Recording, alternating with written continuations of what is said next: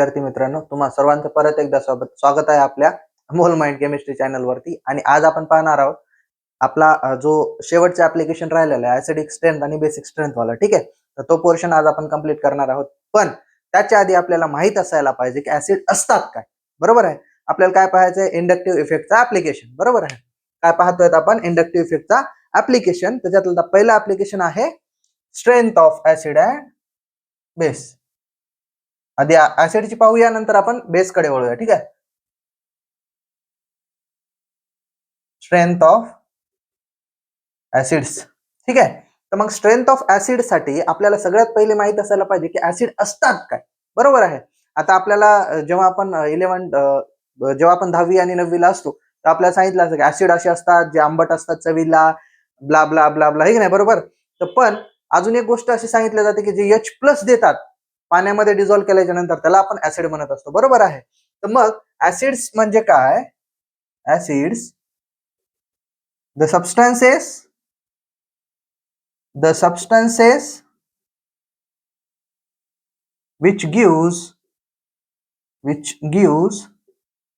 H+ ion in water. म्हणजे काय, असे सबस्टन्सेस जे पाण्यामध्ये डिझॉल्व्ह केल्याच्या नंतर H+ आयन देतात, आपण त्यांना काय म्हणतो, ऍसिड्स म्हणत असतो. बरोबर आहे. पण एवढंच नसून काही शास्त्रज्ञ होते, त्यांनी काय केलं, ऍसिडचं आणि बेसचं वेगवेगळ्या प्रकारे क्लासिफिकेशन केलंय. बरोबर आहे. तर मग आता काही अशा थिअरीज आहेत ज्याच्यामध्ये ऍसिडचा उल्लेख केलेला आहे की ऍसिड काय असतं नेमकं. बरोबर आहे. तर पहिली थिअरी आहे मित्रांनो, Arrhenius theory of acid and base. बरोबर आहे. तर मग सगळ्यात पहिले जो अरेनियस ऍसिड आहे, अरेनियस ऍसिड म्हणजे काय बघा, असा ऍसिड जे वॉटरमध्ये डिझॉल्व्ह केल्याच्या नंतर H+ देतो, त्याला काय म्हणतो आपण, अरेनियस ऍसिड म्हणतो असतो. बरोबर आहे. काय लिहू याला, सबस्टन्सेस which gives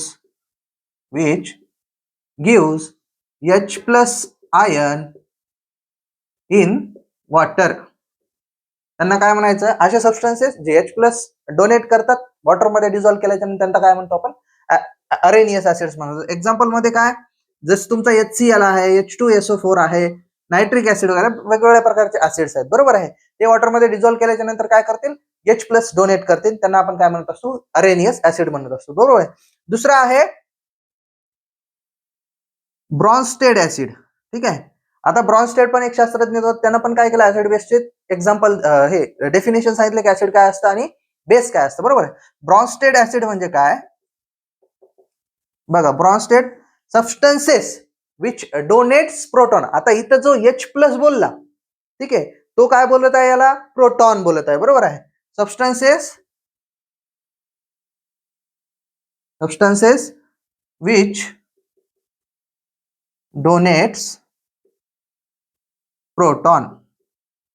बरोबर आहे. म्हणजे H+ आपण काय म्हणतो, प्रोटॉन पण म्हणत असतो. म्हणजे असे सबस्टन्सेस जे H+ म्हणजे प्रोटॉन डोनेट करतात त्यांना आपण काय म्हणत असतो, ऍसिड्स म्हणतो. याचा पण एक्झाम्पल सेमच येईल बाळांनो. बरोबर आहे. HCl, H2SO4, कारण ते सगळे काय करणार आहेत, H+ देणार आहेत. बरोबर आहे. त्याच्यानंतर आहे आपला लेविस ऍसिड. ठीक आहे. आता याच्या आधी पण आपण बोललेलो आहे बऱ्याच गोष्टी लेविस ऍसिड बद्दल. बरोबर आहे. जेव्हा आपण आहे की नाही काय काय पाहत होतो, होमोलायसिस हेटेरोलायसिस, तिथं काय झालं होतं, कार्बन रॅडिकल आणि कार्बोकॅटायन, त्यांना आपण लेविस ऍसिड म्हणलो होतो, कारण ते इलेक्ट्रॉन ऍक्सेप्ट करत असतात. बरोबर आहे.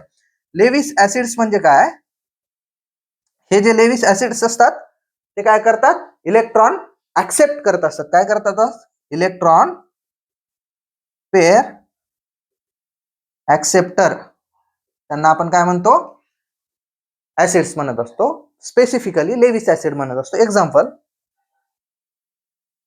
BF3.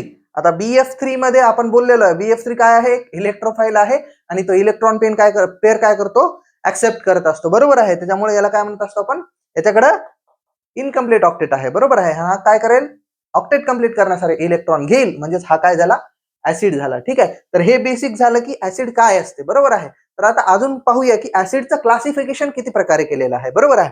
तर ऍसिडचं क्लासिफिकेशन पाहूया.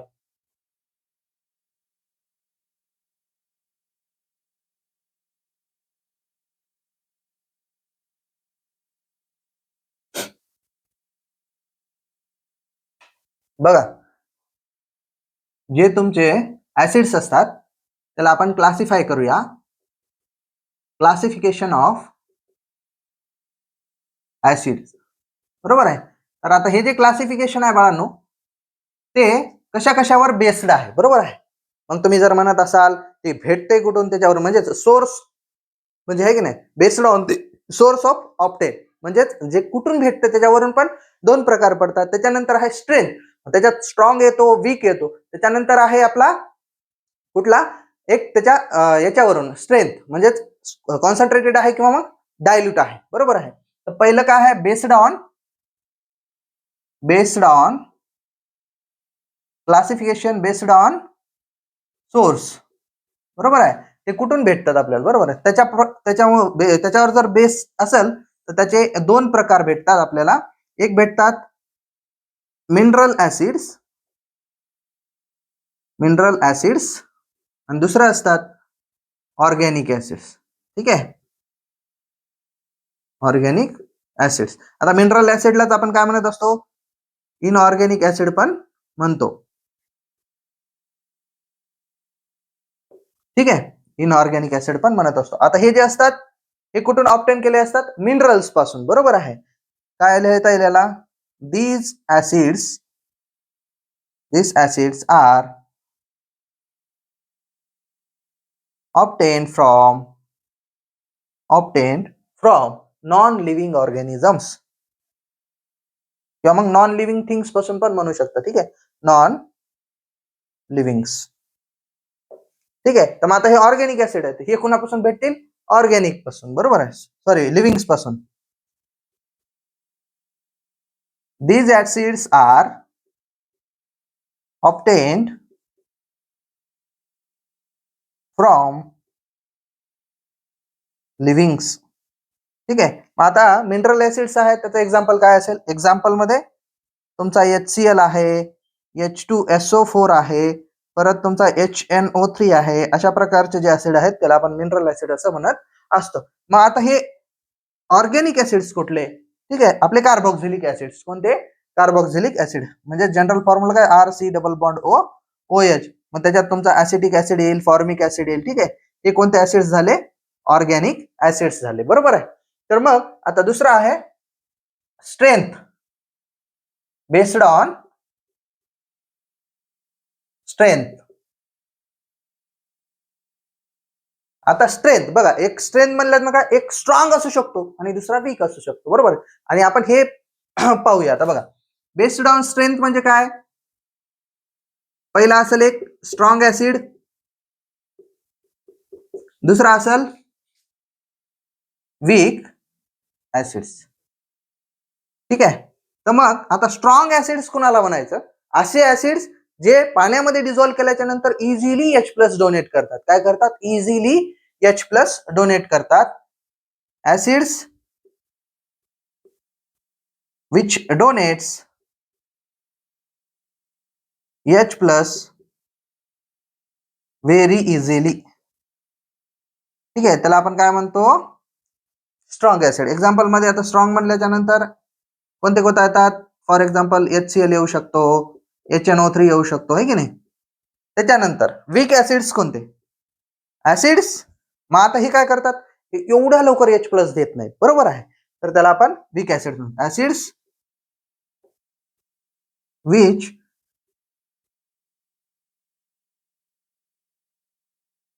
which do not gives H+ easily. की नाही त्यांना आपण काय म्हणत असतो वीक ऍसिड्स म्हणत असतो. एक्झाम्पल मध्ये तुमचे ऑर्गॅनिक ऍसिड्स जसे की कार्बोक्सिलिक ऍसिड्स आहेत वगैरे. ठीक आहे. इथं काय येईल आपला CH3 C double bond OH म्हणजे हा ऍसिटिक ऍसिड पण इथे येऊ शकतो. बरोबर आहे. त्याला ऑर्गॅनिक ऍसिड कसे असतात वीक ऍसिड्स असतात as compare to mineral acids. ठीक आहे. तर तिसरा जो आपला टाइप आहे आता बेस्ड ऑन स्ट्रेंथ झालं बेस्ड ऑन सोर्स झालं. अजून एक आहे बेस्ड ऑन कॉन्सन्ट्रेशन. काय आहे बेस्ड ऑन कॉन्सन्ट्रेशन.